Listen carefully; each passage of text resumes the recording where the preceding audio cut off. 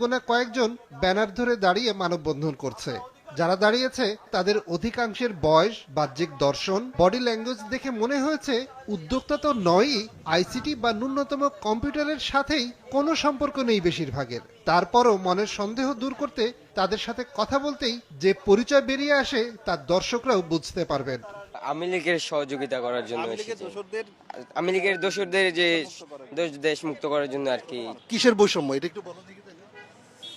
জি, আমি এখন কি বলবো, আমি তো কিছু বুঝি না, তো ওদের জন্য আসছি আর কি, যে দলটার জন্য করছে, তো এর জন্য আর কি আসছি ওদের সাথে। তাহলে তোমাকে এখানে কে আসতে বলছে?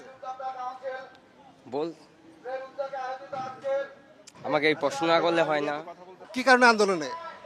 আরে তো বলেন তুই ক উনি কি আপনাদের আনছে? উনি আমাদেরকে ম্যানেজার আমাদের অপারেশন ম্যানেজার।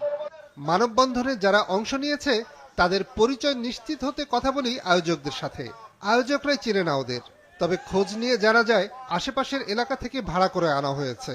বেশিরভাগই এখানে উদ্যোক্তা আসছে, কিন্তু সবাইকে তো আমরা চিনি না।